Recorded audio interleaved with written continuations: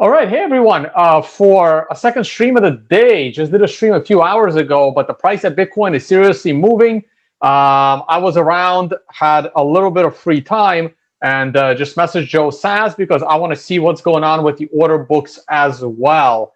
Bitcoin is definitely moving. I'm going to do what I usually do, take a look at the price action first, and then we will take it from there, and then we'll also get Joe Saz in here.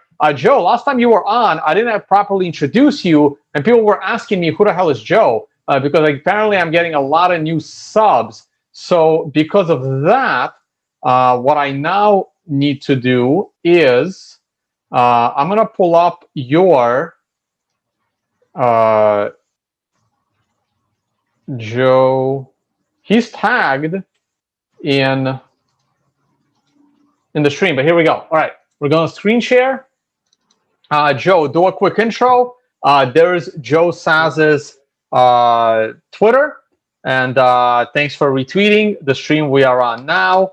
And go ahead, do a brief intro because people aren't familiar with your work. Yeah, so hello everyone. My name is Joe Saz. You can see Joe_Saz in case any imposters try to do anything, but that's pretty much the same tag everywhere I go.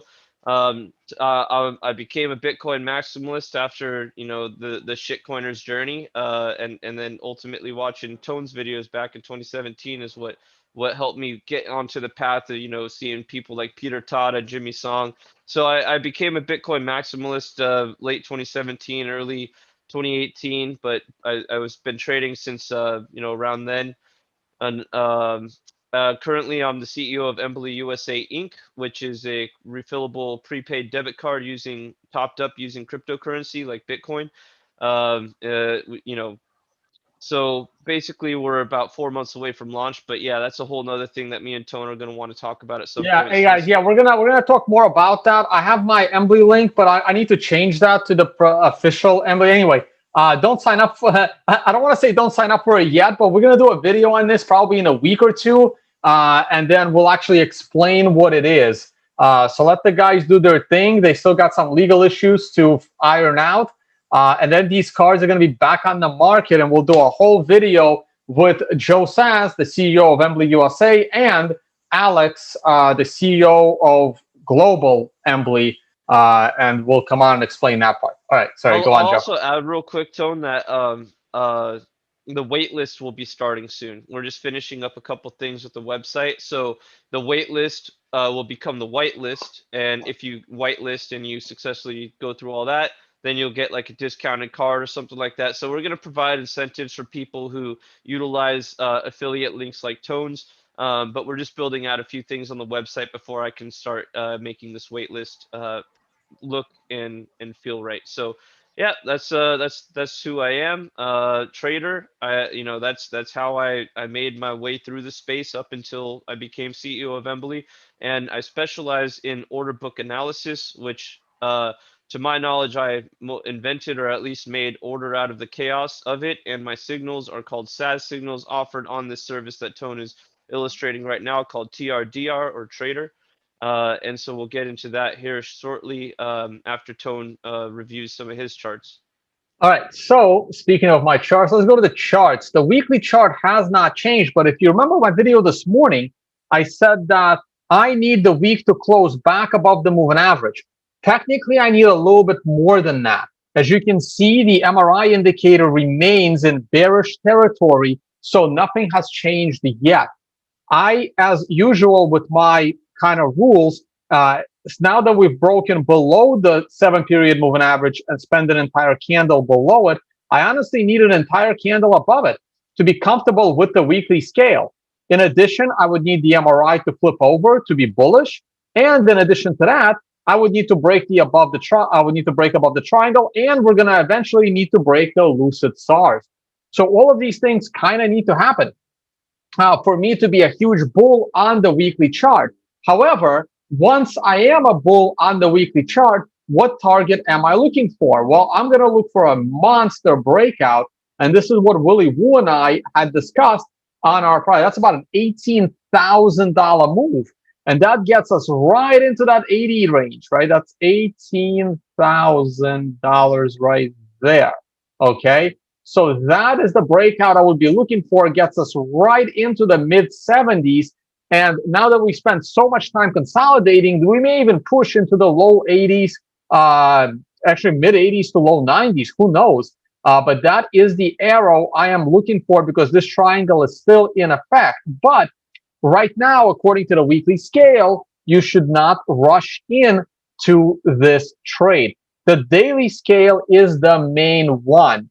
Now, with the rejection of the depth cross yesterday, and yes, 20 versus the 50 to me is a depth cross. I know if you Google the official Wall Street definition of a depth cross, they're going to say 50 versus 200, but who cares? 20 versus 50 to me is a legitimate depth cross that matters to me. Doesn't have to matter to you, but it matters to me. I felt that we got rejected by it. Yesterday's candle was not very positive. Today did not start off very positive either. But whatever the hell happened the last few hours, and I'm not sure there's going to be much volume along with this candle. But again, a lot, as Willie Wu tried to explain, a lot of coins have left exchanges. Your mic is very. Oh, now my mic is very loud.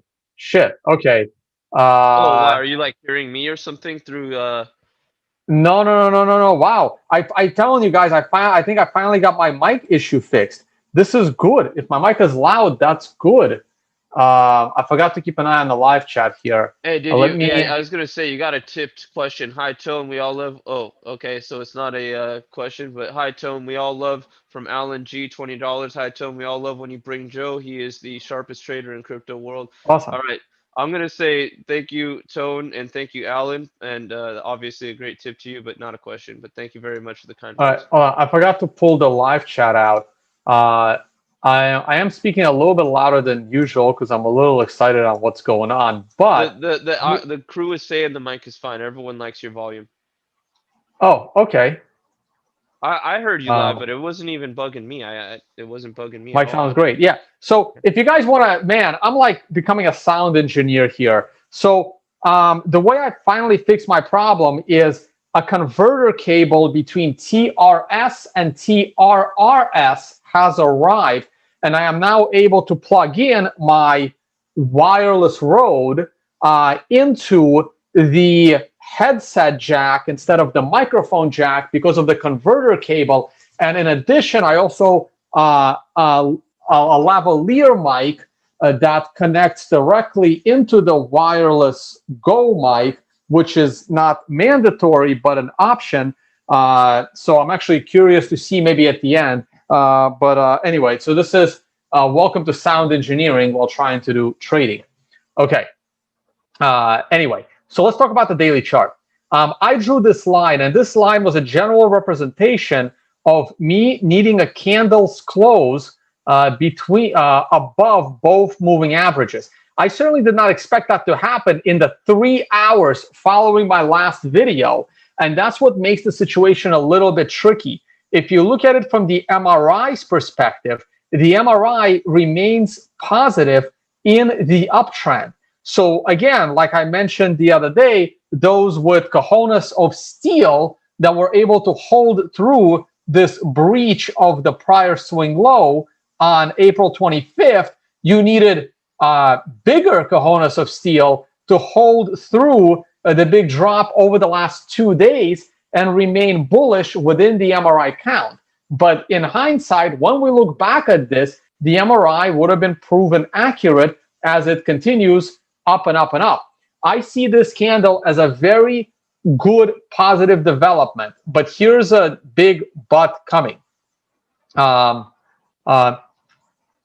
that this candle needs to close, and it doesn't have to be this candle. It could be this candle or the next candle. But until we have a candle close above both moving averages, and then an entire candle with its full range above the moving averages, it doesn't mean all that much. So let me find you an.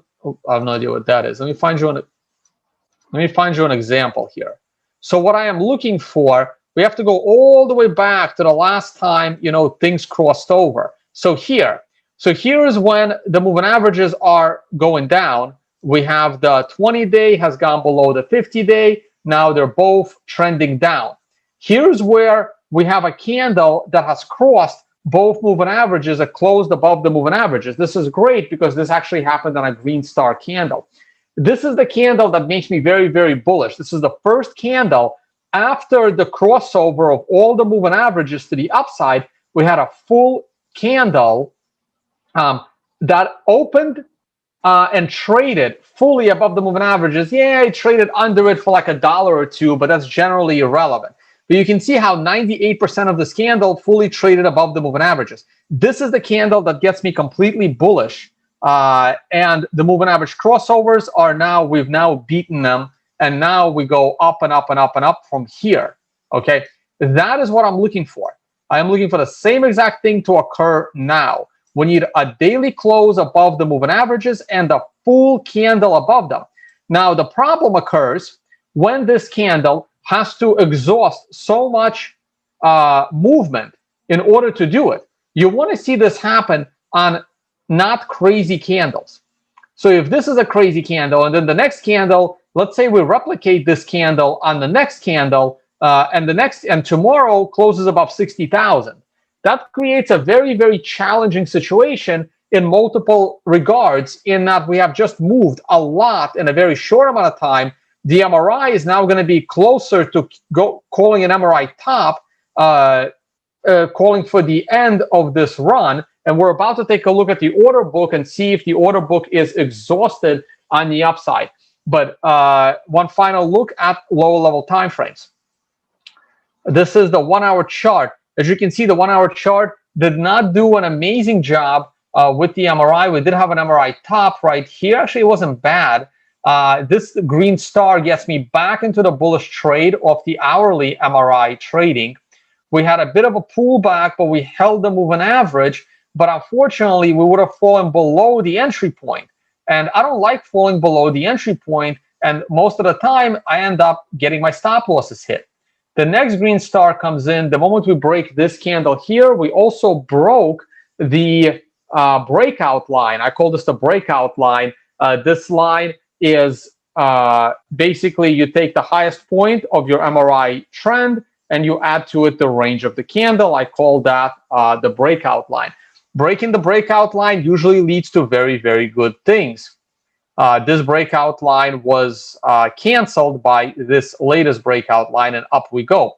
This green star would have appeared in the beginning of the candle. It certainly closed as a green star. We're pulling back a little bit now. But if we can close the day above 57, I would be bullish. But now you got to be careful. You only have 3 to 4 more days of upside before yet another MRI top. But this is certainly a good bullish development. I'm going to leave it here. I'm going to stop my screen share. Before I do, and we have 1,300 viewers watching, Joe is about to come on, and Joe is going to show you charts from this platform called Trader. It is designed with his indicators that focus on order book analysis and order book trading. I want to see how exhausted this is on short-term charts, and therefore I brought Joe on. All right. Meanwhile, I'll try to keep an eye on the live chat. So, all right, here we go. I will jump in, Tone, and mention that you got another $20 tip, but just a little GIF emoji or something from We Smoke Bitcoins. So yeah, you're getting mad love right now. So yeah, we can actually go into this. I wanted to do what we did last time though too, where we were trading together a little bit with some theoretical stuff. Let me you know what? In that case, let me throw on. Pull up a small time frame. I'll pull up a small time frame chart, and I'll see if I can throw a trade on right now, like a theoretical trade, and see how that goes. I'm short right now, by the way. I'm short already. You went short. Okay, that's good to know. My let me average see. entry is 56,453 on genericamericanexchange.com. All right, well, I'm just going to use the index here. Now, remember, this is short-term trading.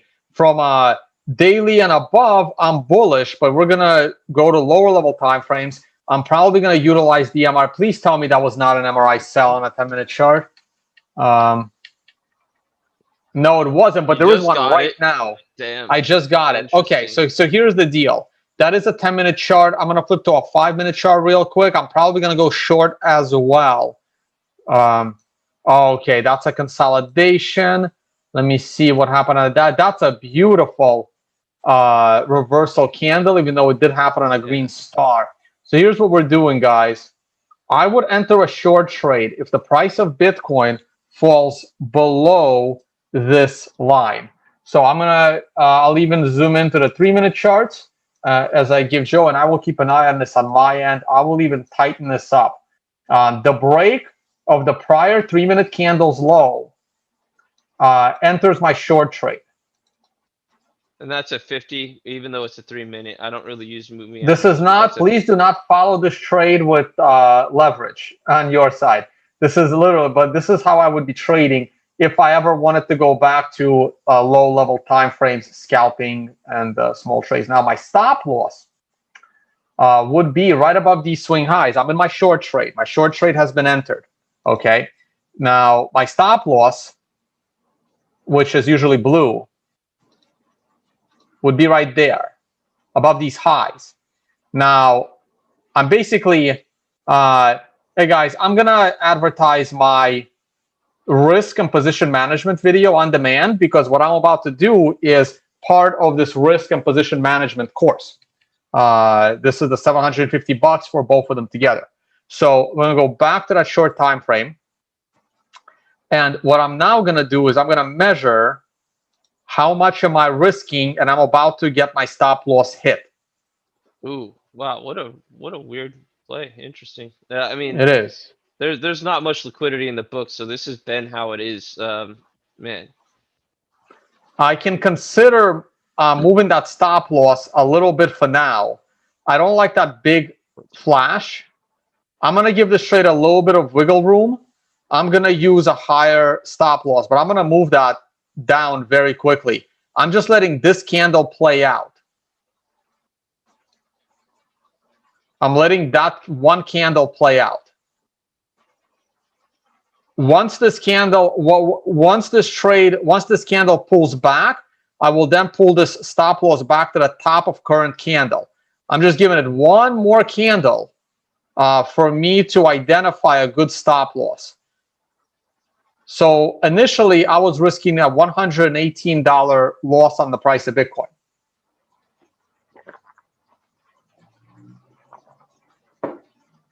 this is a tough one. I'm still trusting the 10-minute MRI top. That is still a 10-minute MRI top. I will be using this candle. Okay. I will be using this candle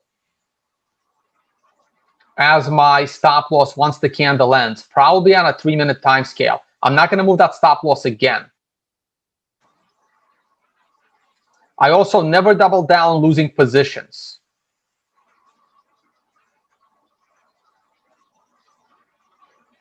So this is a 10-minute look. We still have 8 minutes to go in this candle, but I would rather use the 3-minute or a 5-minute version to identify a proper stop loss. All right, I'm going to cut my screen share. We'll get back to this. I'm going to leave the 3-minute chart up. And once this 3-minute candle ends, I will be setting a stop loss right above that candle. So good thing I moved it just in time. All right. Hey, which exchange are you on real quick, though, before you leave? I'm not. I'm on the index. Oh, okay. PLX? Which index is No, this? it's not BLX. A TradingView has its own index. Oh, interesting. Okay, cool. Yeah, I really like it. Okay. The problem with BLX is it doesn't have low-level time frames for free, but this one also goes back to 2010 on prices historically, and it has low-level time frames. So I use the TradingView index. It's really good. That would be one heck of a memory lane to imagine scalping through some of the older times, the old days. But yeah, so yeah, that's it. Okay, so the 3-minute candle is over. I don't want to make excuses, but I don't like how close the candle closed to the swing high. I'm gonna look at a 5-minute chart, and I will give it 2 more minutes for me to identify a swing high. And then that swing high will remain.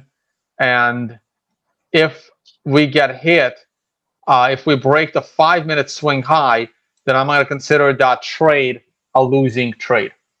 And so just for scalper's sake, you know, as I'm like when I'm running through this through my head and helping other scalpers, this is now a 0.32% loss if you're going in with low lev and or no lev, in a market condition like this where it's very choppy and wild.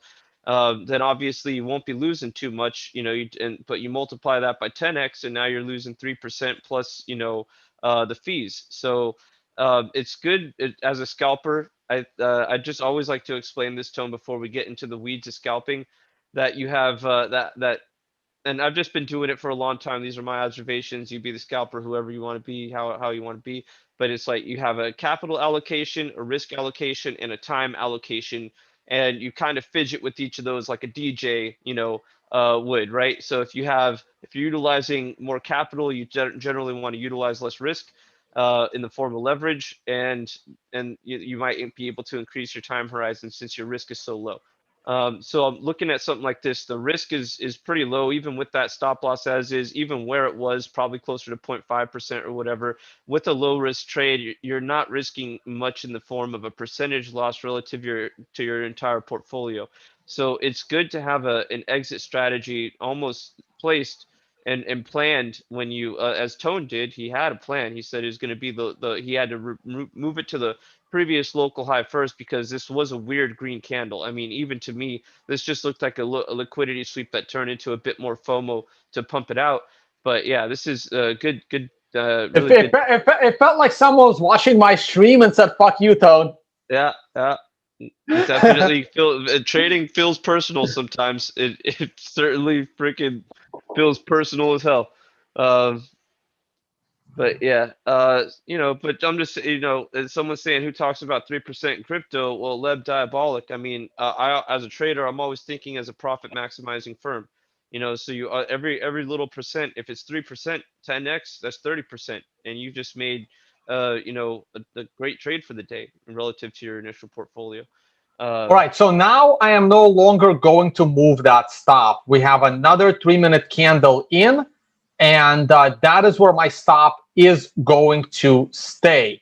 If anything, I would actually lower it now to the top of the previous candle's low because look at my MRI. My MRI on this 3-minute candle is now bearish. I could potentially make up for this by going long right now and flipping short to a long, which is what I'm considering doing right now, but I haven't set it, so I'm not doing it yet. Right now, I am still leaving my stop loss right there, and we'll see what happens if it gets hit. This is basically my last shot at a short-term downswing. Otherwise, I would just take a loss on this trade. So for now, we are right there with that stop loss, and there it is. And that is why I am out of this trade. The short looked good. I had my MRI set. We were breaking the prior swing lows here. We were going under the moving average there. And sometimes you're just going to have your stop loss hit. I am not going long right here on a very short time frame. I'm just going to let this develop, and maybe we'll do one more later on in the show. Joe, your turn. okay. Yep. So. Good shit. And let's move along and take a look at the order books and some of what's going on. All right. So there's also not much liquidity in the books. So it is deceptively easy to move price around, especially being that we just went vertical over the past, couple hours or whatever it's been. So I'm going to point out a couple things. Oh, Tone, I need screen share. Oh, yeah, my bad. I'll point out a couple things that I observe and we'll look at the order book together and just kind of see what they look like. And I did get some signals up here and things are looking interesting. So I have an indicator up that I don't normally have up, which is the order book top levels. This is a function in Trader that is very useful, something that I can kind of identify without the need to have the indicator up, as I'm sure a number of people have their ways with their indicators. But you could see that we straight up just ate through. This is what, 56,000? Yeah. So this wall at 56,000 was eaten. It was eaten. It was not pulled. Whereas you can see the liquidity in a wall like 56,500, as 56,000 was eaten and people were losing confidence, this primed the market for a low liquidity sweep to the upside because then you had sellers pulling orders from the book. and you could clearly see when it happened. Like shortly after 56K was broken, a little bit before that, 57K started stacking up, and that was also eaten too. We did witness 57K get punched directly in the face. I don't know if we'll see the order here, but there was a nice lot of good amount of stop losses triggered in that moment. So that was a good looking stop hunt. What if we stall out, nice little stop hunt. But there's definitely some stuff that is popping up. There was spoofers propping the market. Spoofer is someone that shows a lot of teeth in the order book, like 100 Bitcoin or something of an order. So this would immediately jump to like 118 Bitcoin, and then they'll pull their orders. So there was a lot of spoofing going on to get us here. So this is a pretty vertical move, and to me, it's not a very comfortable move. But we did get my first short signal as a probe around 56,232. And then we got, that's the 1 to 2.5 band. And then we got the 2.5 to 5% band light up around the top at just above 57,000, and maybe climbing up to about 57.3 from around 57 to 57.3. So I did double down, which is, I know me and Tone differ on this one. It's just a part of my trading style to double down when I get something like that. But to also have now two stop losses. So yeah, we have different ways of doing things, of course. But yeah, so that was my double down situation as opposed to exit in full situation. I don't like exiting a short when I'm getting consistent signals. And really speaking, I would look to somewhere in this band for my stop loss, and just there's a spoofer that just threw a 39 pack up in a $10 aggregation. Let's just watch him pull. He just threw up like 38, 39 Bitcoin. He's insulated by 2 Bitcoin, 120K, now 5 Bitcoin, now 1, now zero point 0.7. This is really weird. So I just want to Is he see. gonna go through with it? Hold on, it's 40 Bitcoin up for No, sale. and there's no insulation. It's very fluctuating. There's no buyers pushing. I'm gonna make this. I'm gonna Oh, buy that's this. him. He went up. He's up at bat. He's up at bat at 57,030. 57 came close, but not close enough. Which exchange is that? This is Bitcoin USDT pair on Binance. Okay. So yeah, there's definitely, he looks pretty static, but I mean they always do until they don't. This is probably a spoofer. I don't think this is a serious seller, but this is good to watch. This went from what, 30 something to now the mid 40s. So this shows you the effect a spoofer does have on price. They instill confidence in the position of the side that they are backing. So spoofers tend to move the book around by posting fake orders that they plan on pulling.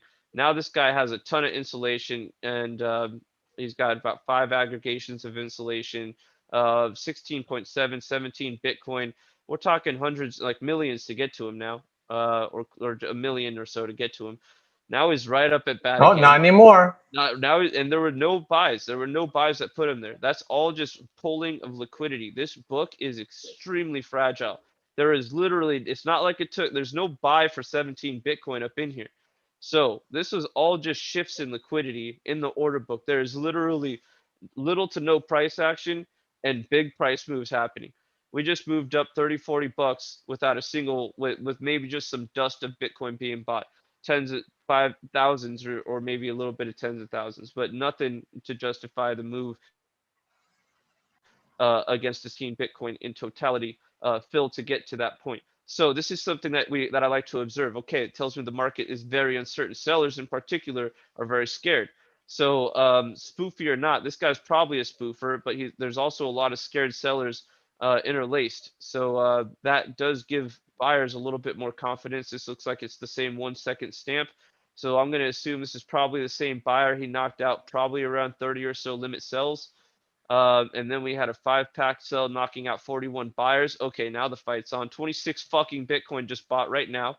And let's see, to the second, that is probably one buyer with another 2111 and a zero point 0.5 on there. So this guy maybe bought 30 Bitcoin flatter. So only knocked out two sellers, or only knocked out two sellers. Yeah, that giant cell That was disappeared. he the freaking, this guy just filled the spoofer. Oh my goodness. Oh shit. So this is what happens when a big Somebody fish, filled them, huh? yeah, someone just fucking caught the fish, dog. Oh, someone just caught the fish. just caught a whale. Oh, damn, dude. Someone just got annihilated right now. Someone is sweating right now, dude. This is what I love to see what happened to spoofers. I love watching spoofers get their orders filled. Because I just know what pain it causes them, and I know how much Someone is pain asking what's installation. Those are like orders in front of a big order. Yeah, sure. Yeah, just a number of orders in the so you can see each individual aggregation value on the far left, and then you see the total to get to, let's say, 57,100 itself has 15 to 17 Bitcoin in it fluctuating, but to get to that wall, it's still going to take 18 Bitcoin before you're even up next to it. So that's what I was, that the wall that the person threw up was protected by sellers in front of him until it wasn't, until someone just came up in there and just took him out in one buy. Someone literally saw that one order, probably typed in the exact amount of Bitcoin they wanted to buy just to clean that dude out. I love when that shit happens. That's honestly one of my favorite things to watch happen. So, anyways, who anyways, I'm gonna skip the chats because there's some funny people. Um, but yeah, we're seeing some good stuff going on. We got some signals up here. I think this is a good toppy zone. Little blow off toppy zone might go a little higher. But I'm liking what I see. The aggregated spot markets have flipped as a result of this pump into a posture where this red line is asks, the green line is bids, the fill is basically just to show you who's on top. So we have an aggregated spot market, when those markets include markets like Coinbase and markets like Kraken and other reputable spot markets. So spot markets have now flipped bearish. Perpetual markets have lost a lot of steam. They went from being pretty damn bullish leading into this run, and rightfully so. Obviously, they were on the right side of history from that buy signal down here at 52,300. We had a cluster of buy signals down here. They were great. Even had a little bit of a dual band signal there. Fantastic. Literally, like, beautiful, beautiful buying opportunity with the dual band confluence and a pretty wide spread at the time, a very wide spread at the time. And now you can see perpetual markets are completely like losing faith. They're losing steam. Bids have just been falling off the map. Asks have remained relatively constant. So it seems like sellers are probably the ones trying to get their orders filled by being more static in nature. And obviously, as we've moved up, perps have lost steam. So yeah, this is kind of a good look to a top for me. If we can flip dual band confluent red, that would be an ideal situation for a short, plus the signals, of course. But yeah, for now, I'm just liking how the market is, considering my short. And the one other bit of information that I feel is necessary to add to this is I'm going to hide this top levels for now because it's not like we're changing much. But the one thing I want to add is that we are pretty cooked on the RSI. This is an RSI. I think the close I have at 13, but I can set this up one right now for your traditional RSI, which is a 14 close. And let me just make sure that changed. Okay, so it didn't change a damn thing, but we did get heated on the RSI. I mean, I'm looking at another RSI, and it's pretty cooked, greater than 80. So I don't really like when large time frames. Oh, that's why. I should be looking at the hourly. Yeah, so it got pretty cooked on the hourly, um, and it doesn't really happen very Yeah, often. we're going back down. I mean, the plan to go short was not a bad plan. No, it I wasn't. just I moved my. I mean, I was just conservative with my stop loss.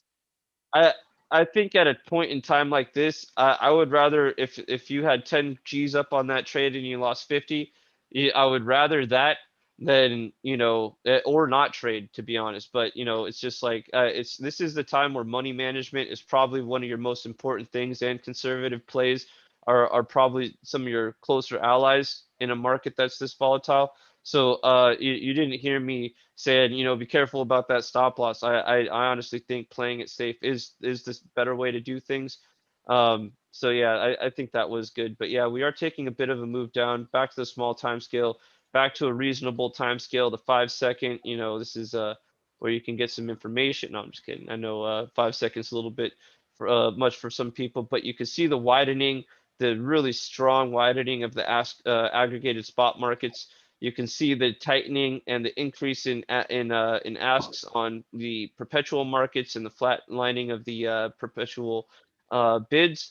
So yeah, this is kind of tightening up. I think this is I'm not too uncomfortable about the short I'm in. I'm always uncomfortable when I'm in a trade, but I'm gonna stick this one out for a little while. I think I'm gonna at least get out break even, and percentage speaking from exactly where we are now, I am 0.95% off my break even. So I think I just have to hold my breath a little bit longer for this one to play out. But yeah, that's the order books, and just to take a look specifically at the books at $100 aggregations, we can see that there really isn't much, even at $100 aggregations. This is what there's really nothing here. We're talking about sub 10 Bitcoin, teens, 4 Bitcoin. It's a very illiquid book, and the sell side is all thin air. If we can, this is why I want to be bullish and I can't be bullish just yet, because there is nothing overhead.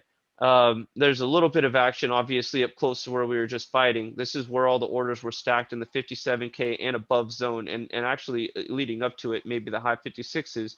And we cleaned out a lot of that liquidity, as you saw in the order book top levels. We just straight up cleared it out. So overhead, once we break through some of the static stuff, it's all thin air. It's all thin air, and sellers aren't moving a muscle. They're not flinching at all. Buyers, they are chasing the book, and the only thing with, there is no liquidity. There's a 60 pack in front of the book leading the charge, which isn't very much, knowing that you're walking into a 90 pack, a 60 pack, a 70 pack, combined 70 pack, a 142 pack.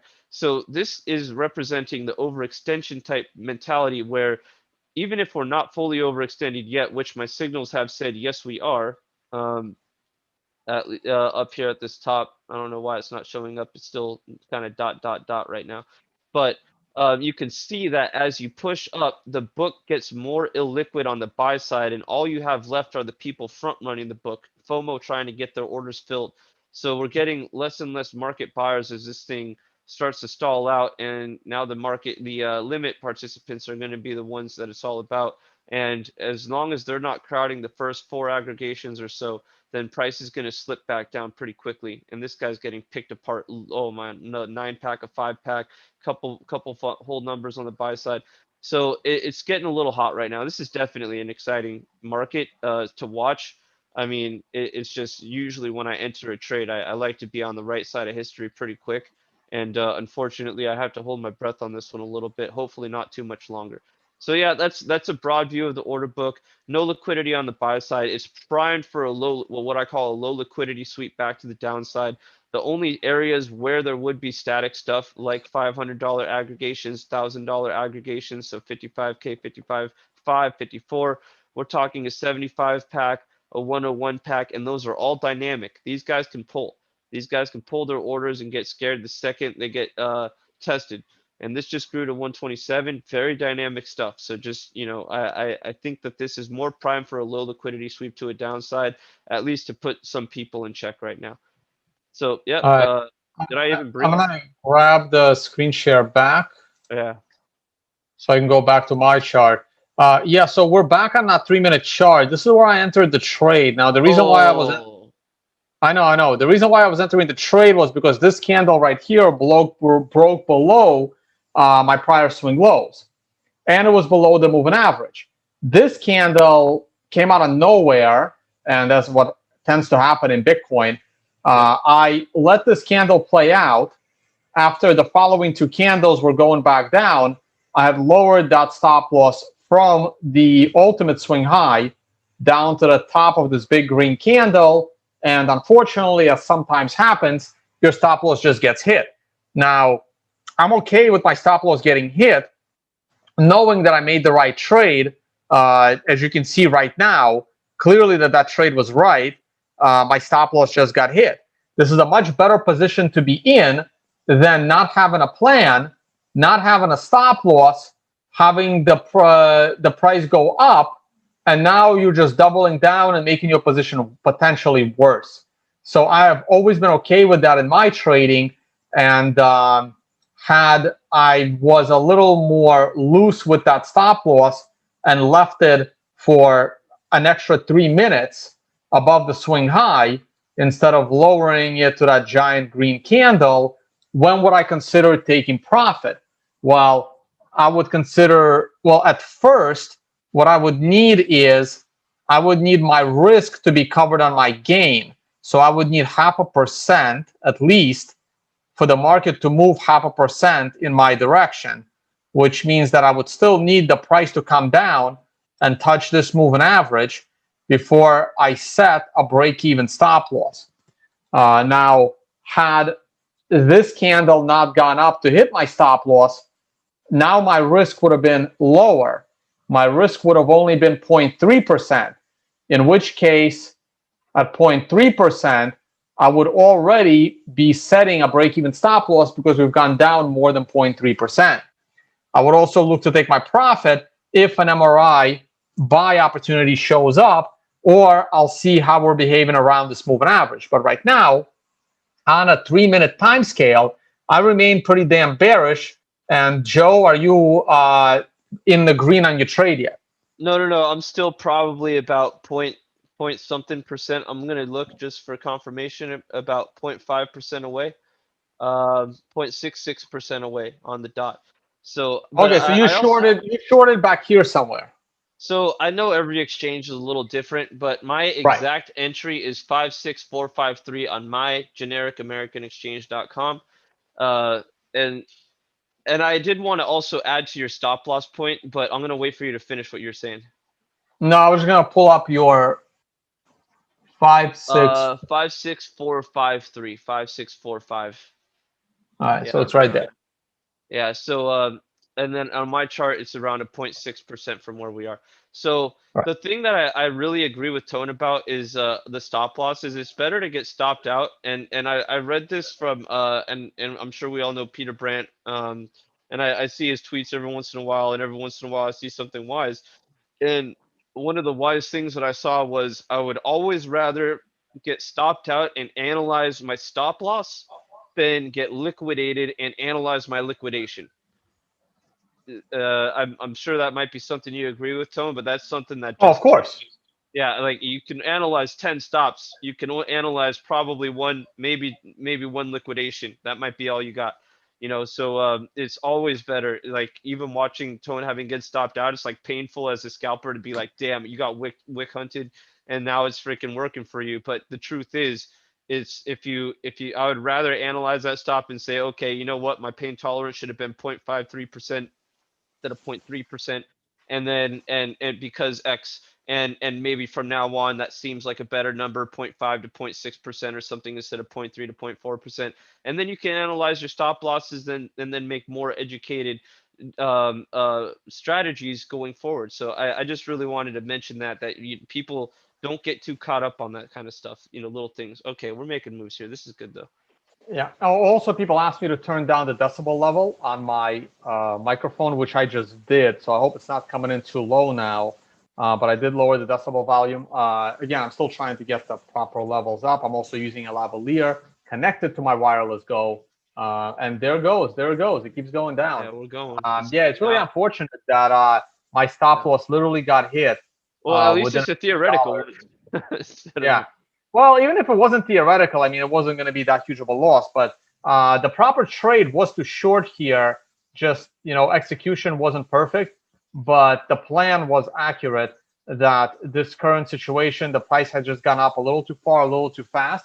And as a trader of the 3 to 5 minute time frames, the proper trade in that situation was, of course, to short. I would consider going long if the situation calls for it in the near future on these low-level time frames. But even if I flip to a 10-minute time frame, as you can see, the MRI top that showed up right here on this red candle certainly played out properly, and down we go. So it was similar to this one on a 10-minute scale. Yeah, I'm thinking we're gonna get a little bit more action than that last just one red candle. That's a nice hanging man up there, but All dude, I right, people think are this is saying pretty volume bad. still too loud. Okay, so I will I mean, lower just my. turn down your volume, people. There's a fucking little slidey thing you No, can click no, on. no, it's I'm gonna. I'm just saying, like I'm trying uh, to get my. I now I'm adjusting my volume to make sure I can Well, hear you more. Yeah, you just raised yours. Yeah. I lowered my main volume from 100 down to 80 on my laptop, so maybe this will be much better. It's really, I gotta say, like, to the people that are here, I appreciate all the comments and the concern about the trades and stuff, but you gotta realize too, like, this is something every single one of you that's saying we're going higher or we're going lower, good trade or bad trade, get out now. You know, one of the things that you have to be as a trader is fucking ice cold. You gotta ignore all the noise, and everyone other than my own signal and my own mind is noise.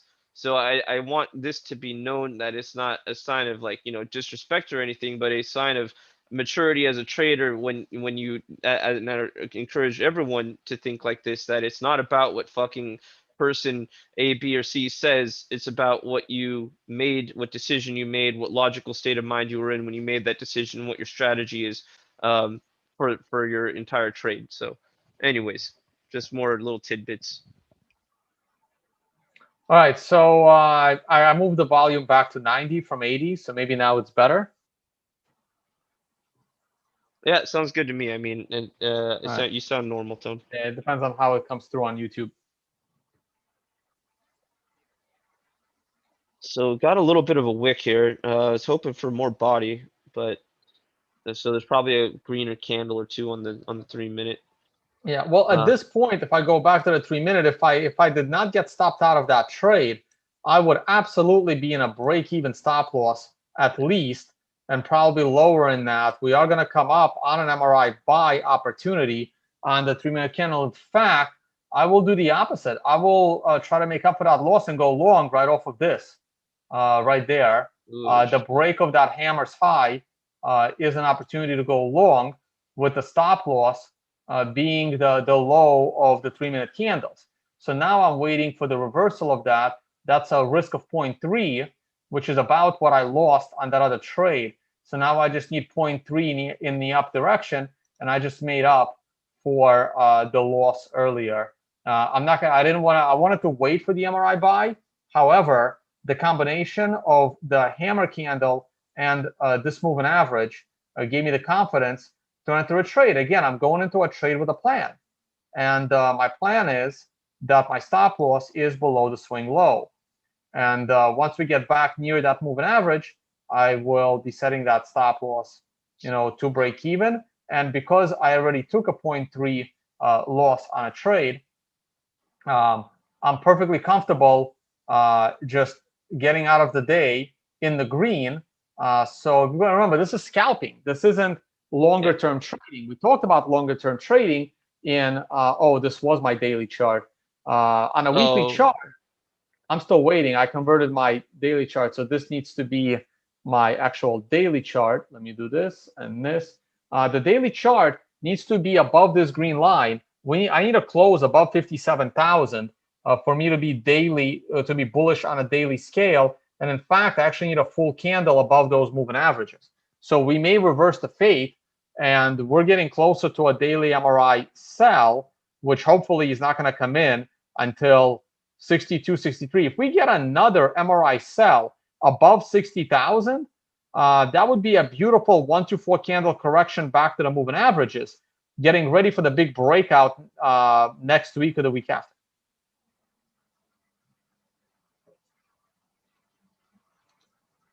I know. I'm actually thinking about ETH. I have an ETH chart, Tone, but if you don't mind, do you want to just? I know ETH took a move, a spill before Bitcoin did, and I know that. All right, so I'm sure you've been paying attention to dominance. It actually dropped below 50 yesterday. I don't know if you noticed. Bitcoin dominance for the first time since 2018, early 2018, it dropped below 50. Um, and our lowest that we've ever been, I think, is around 36. And so we just dropped below 50. We're hovering there now. I'm kind of, and you heard me say not long ago about my thoughts on on at least a local top, maybe a cycle top. But there are some, I think, alarming things to at least be aware of. With things like this. ETH is obviously the thing that's going to pump. So I guess let me just get to screen share while I talk about this, Tone, and let's kind of talk through it. Um, Yeah, sure. Bitcoin dominance. This is January of 2018. Our last time that we were this low is approximately the July of 2018, so nearly 3 years ago in full. We're actually at 49.99 and 50 right now. ETH is just powering up, uh, and obviously taking advantage of one of the crypto assets or shitcoins, I should just say, that is taking advantage of the decrease in Bitcoin dominance. So I just wanted to take a look at my ETH chart real quick. Not that I trade fucking shit coins or believe in trading shit coins, but I heard something. A little birdie told me that there was something that happened with ETH, and Look, I'm there's not seeing nothing. it. Okay, let me just phrase that. Look, there's nothing wrong with trading shitcoins. And I saw somebody tweeted today. If you think I saw a tweet. One of my friends sent me a screenshot of Mike Dudas's tweet that said, "If you think Ethereum is still an altcoin, you're a flat earther. Ethereum is not an altcoin. Ethereum is a shitcoin. Mhm. And people that don't understand why Ethereum is a shitcoin really need to understand how a blockchain works." Uh, Now, having said that, there's absolutely nothing wrong with trading shitcoins, including Ethereum.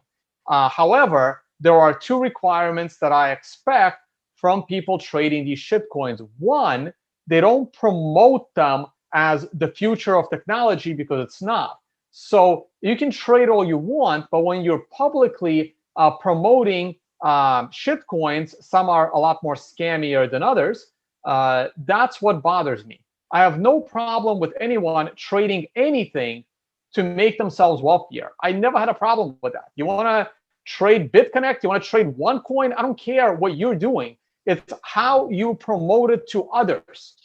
That's when I have a problem. It's the way you promote your positions to other people, getting them holding the bag, whether you understand the reality of it's just a trade and it's a shit coin, or whether you don't, is actually irrelevant to me.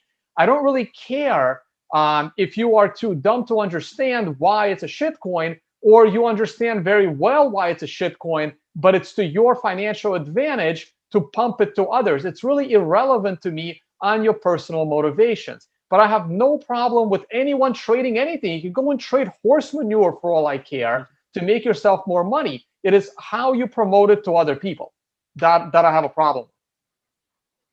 Yeah, Okay, sorry, Joe. like the Twinklevoss fucks right now that and they've been shilling ETH hard. I was like, yo, Brian Armstrong was like one of the first in the space to go 80% ETH bag holder, and now I'm starting to see all these like exchange owners shill the shit out of ETH. I'm just like, dude, this is not good. You got two tips by the way, Tone. One from Eric Tejeda. Um, this is for $5 worth of Doge. He said it's for you. He's giving you a smiley face. Perfect. And then you got Brian P giving you another little fiver there. So much love to all the kind peeps out there sharing the love. And let's see, ETH is now. I mean, oh man, I mean, you got two Bitcoin maximalists on a show. If you want to go down the ETH rabbit hole, it's just not going to end well for you.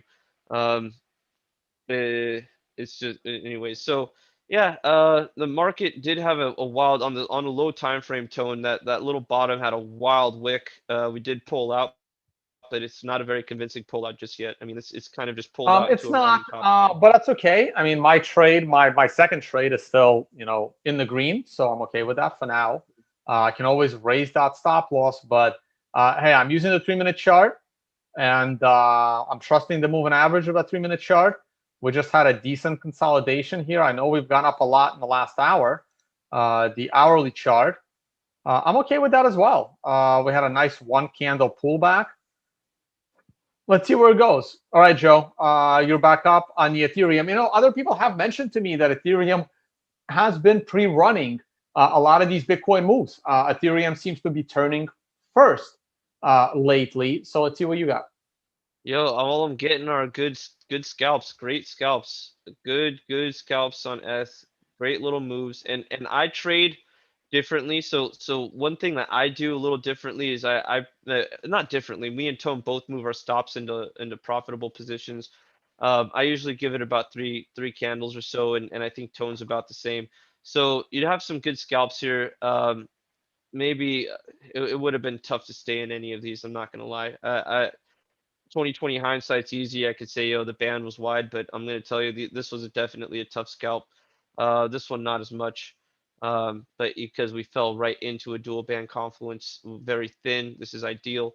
But F is getting signals up here. Have we breached the top? We've literally just tipped our, like, the top of the signal is the top of the is the highest point in the market right now. So we don't have consistent signals. Let's look at the table real quick over here.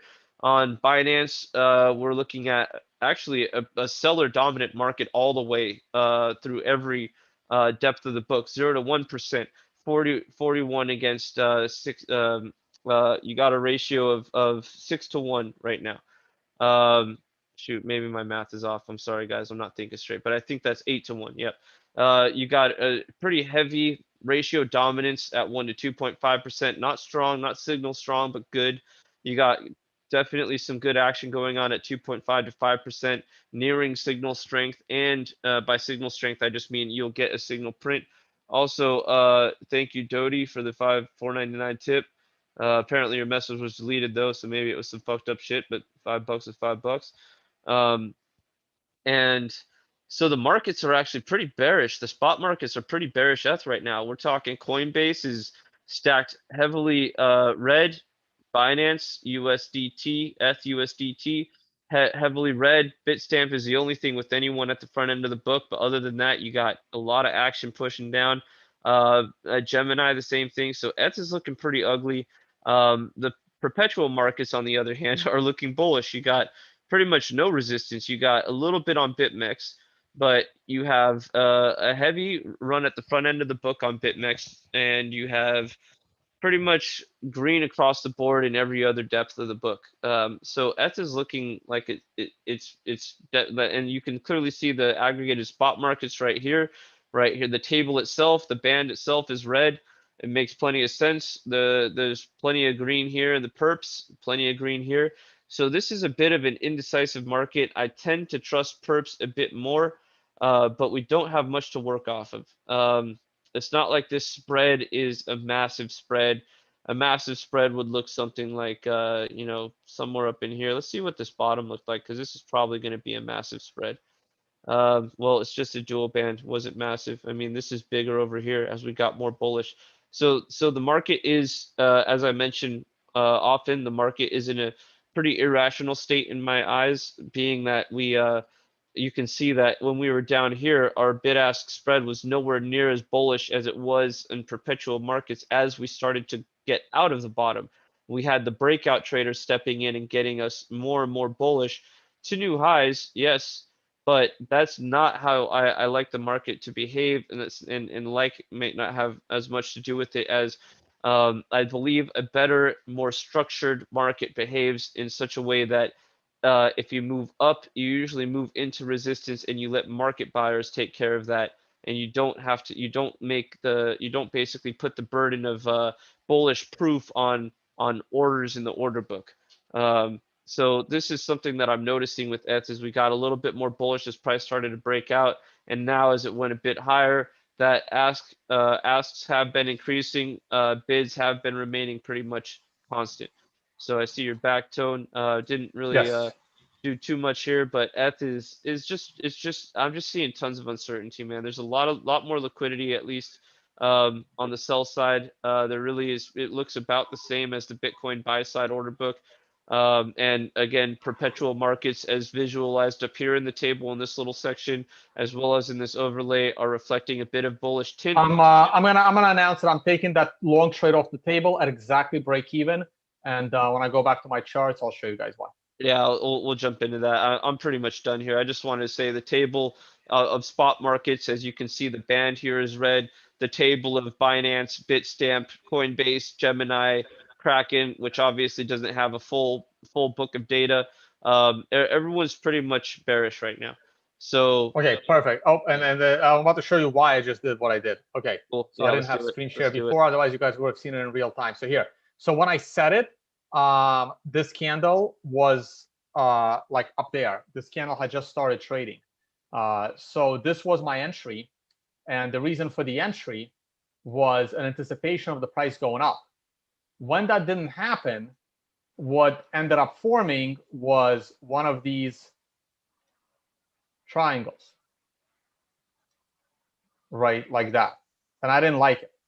So I immediately announced that I'm taking my trade off break even. It was actually a little bit above that. Like that candle was trading up there. So I would have got out of this and not even paid commissions because there would have been a tiny profit on that from my entry. And the reason was I didn't like this symmetric triangle right at the moving average. And because this is a symmetric triangle happening after a downtrend, the probability is higher that we're going to crash through the bottom of that triangle. Now, I'm not in a short trade, but I did take the long trade off the table without losing any money. Again, risk management.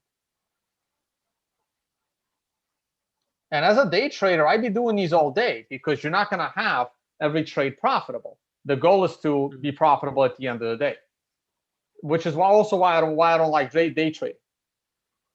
Oh, I don't even like day trading right now. This is stressing me out. And you're all about day trading, Joe. I know, I know. I'll trade the same candle 4 times. If it's a 5 second candle, I don't care. But you know, it's just this is not an ideal market scenario. It's just there's so much movements. You got a guy asking about GBTC with the four Right. five. That's why I opened up GBTC.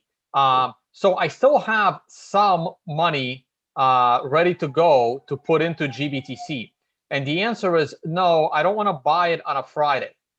And I need this. I want to be absolutely sure that this move on a daily scale is here to stay, because I am not yet convinced that it's here to stay. All this move has done is brought us into the resistance point, kind of like this, like here is, I thought that this would be a nice buying opportunity. And then we learned that this was a slightly better buying opportunity that could have screwed up a lot of long trades. I have not yet been convinced that this is not the opposite of that, where this was a great shorting opportunity, and this was the equivalent of this candle messing with your perfect short trade. So I need to be convinced that this move is here to stay. And the only way I'm going to be convinced that this move is here to stay is if we close above all the moving averages and spend an entire candle above them. Now, I may preemptively enter the long trade without waiting for an entire candle to trade above the moving averages, because that entire candle above the moving averages could literally take us all the way to $64,000 tomorrow. I have no idea. And it's the weekend. But when it comes to my retirement money in GBTC, and I happen to have, somewhere between 25 and 30% in cash right now, waiting to be redeployed into GBTC, I don't like buying on a Friday, even though I really like this negative premium. But I'm going to stay responsible. And in a perfect world, I would buy the next candle that breaks above these lows. The problem is that candle ain't coming till Monday. And there is a lot that can happen between now and Monday.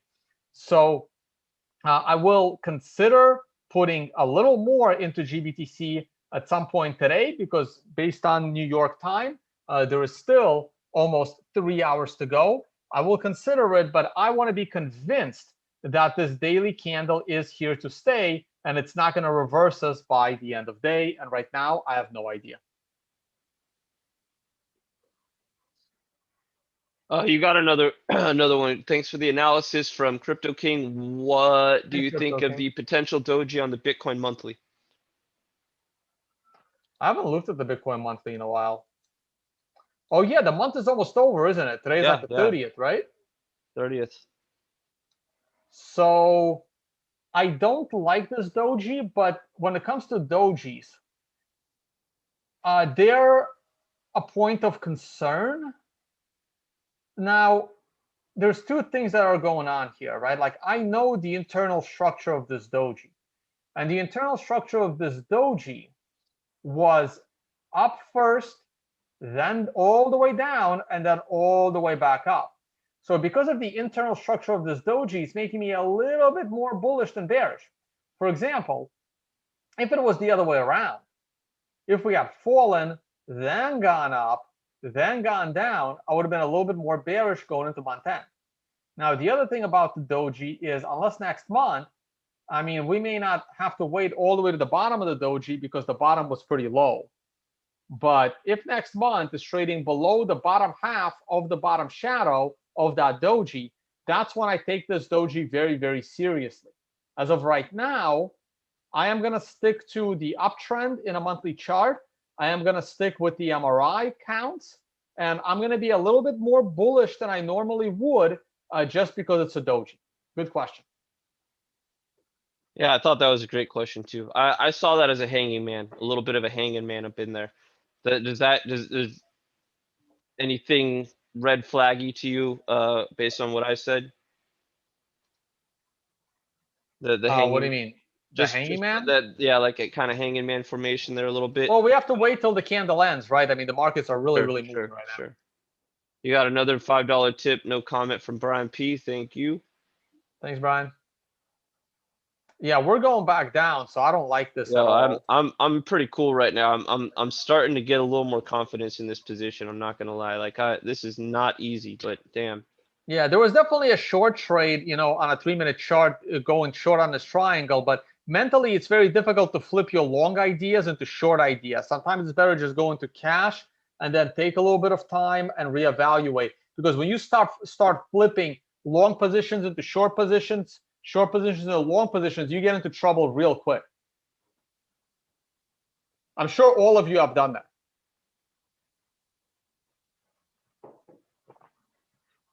So, man, that initial short trade was definitely going hindsight. That initial short trade going short right here on this red candle was definitely the right plan.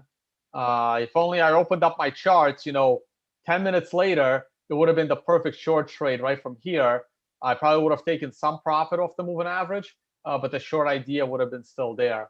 The market just got a little too high, a little too fast. And at the moment, there's not much support until you fall all the way back down to 56.3. But this is certainly a bullish development from a daily and weekly time frames. I don't want to get lost in a unreasonably short time frame. I'm gonna go to the 4-hour, and the 4-hour ain't looking great. Yeah, your support right now is in the $55,500 range, and then I can be bullish once again.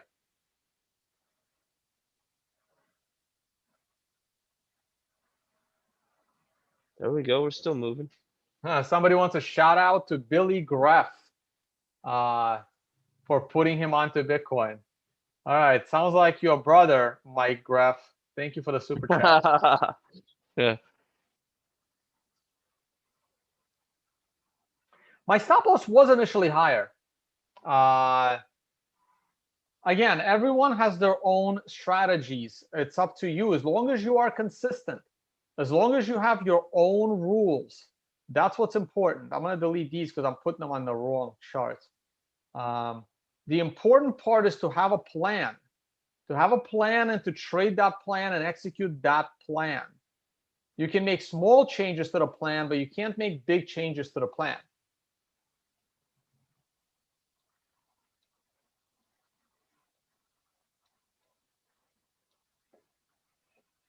Like an awesome time to go long, obviously in hindsight, would have been the break of this consolidation right there.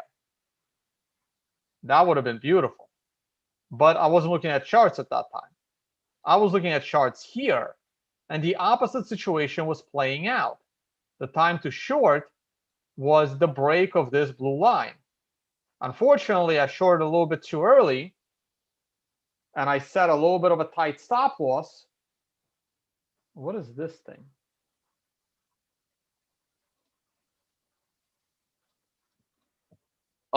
I see a question. You got a $5 tip here, Tone. What's the number one argument why Bitcoin over Ethereum and other coins? I'm gonna say pre-mine. Pre-mine is fucking scam. You got anything? Sure. One is decentralized and one is controlled by one person. I mean, Yeah. it's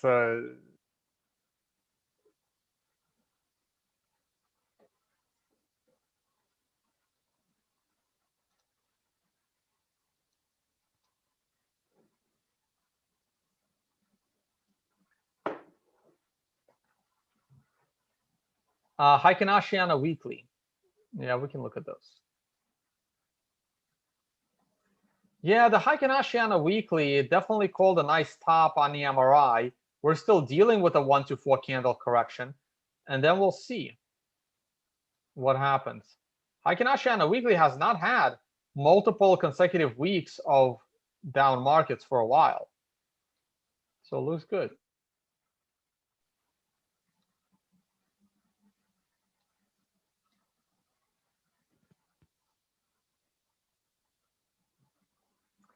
This could very well be a short squeeze. We'll know. We'll know. I am taking this rejection of the moving averages very, very seriously, which is why I am not yet calling for a buy on a daily time frame. I called for a buy on a daily time frame off the MRI situation here, but then I called for to get out of that position on a daily time frame at the rejection of the moving averages. Now, those of you that have shorted off of this may, I don't know, you may or may not have gotten your stop loss hit. I would have gotten my stop loss hit. Had I shorted this doji candle at any point during that candle or at any point during the next candle, I would already be out. I would be out of that position because this would be scary to me as someone holding a short position on a daily time frame or higher. However, this candle is not enough for me to enter a position on a daily time frame. It's just not. Maybe tomorrow's candle, if it starts breaking today's high, that would be enough for me to enter the long trade on a daily scale. But that gets me very close to a daily MRI sell. So this long trade could be short-lived, considering how Bitcoin has just moved 20% in 5 days. That's a lot, 6 days. Okay, that's a big move. 20% move in 6 days is a lot. Okay, even for Bitcoin.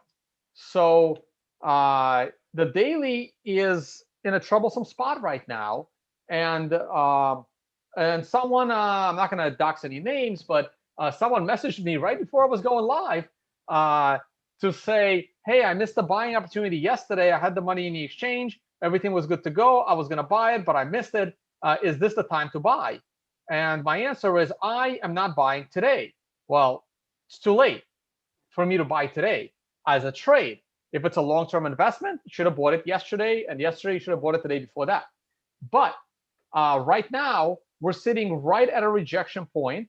So I would rather buy it at a higher level, Saturday, Sunday, or maybe even Monday. But buying it Monday is a problem because if we keep going higher, Monday is going to be almost an MRI top. So once again, you're in a dilemma. You may have to wait till this thing goes to 61, 62, pulls back down to 58, and then buy at 58, 59 on the way down. You're not going to get as good a price as now, but at least you'll be sleeping better at night with that position. That's me. That's how I would be trading it. But everyone has to have their own decision making as to why they do stuff.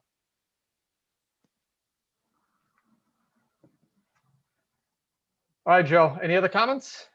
No, I'm just kind of watching the market. We've just been, I think we covered so much. This seems like this has stalled out. It seems like it is kind of returning to some sort of normal thing. The only thing that I would add to this is if we fuck this Friday up, then and we have all this crazy price action, particularly to one side. I'm not talking about like a pullback or anything like that just yet. I'm just saying if on Friday we do all the action, we're priming ourselves for a CME gap on Sunday evening, Monday, and I don't like opening those doors.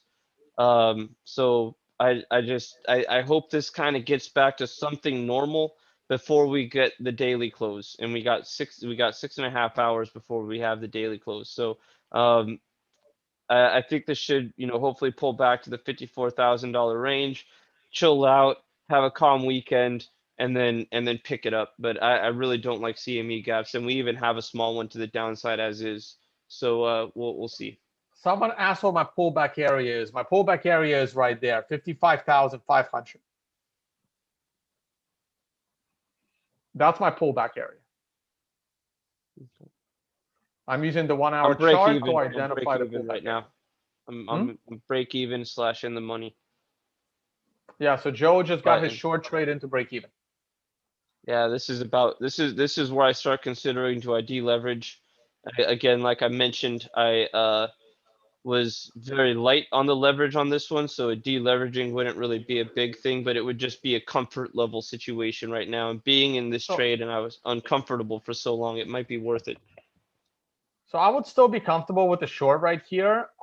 If anything, I would deleverage it here at 56.3. Oh wait, we're almost there, huh? That's like $100 away from you. Oh, did we just Yeah. fall? Oh wait, I'm sorry. Let me might have zoomed out a little too much. Yeah, no, that's the area because that's the prior swing high on that time frame. So yeah, so we're there. Maybe a smidge lower than that, but yeah, we're here. We're almost there. Yeah, so that was yeah, too bad I had that stop loss a little too tight and this wick took me out.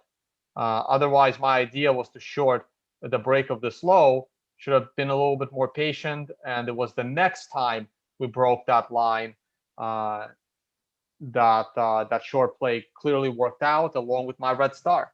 So it was a bad sloppy execution on the right plan.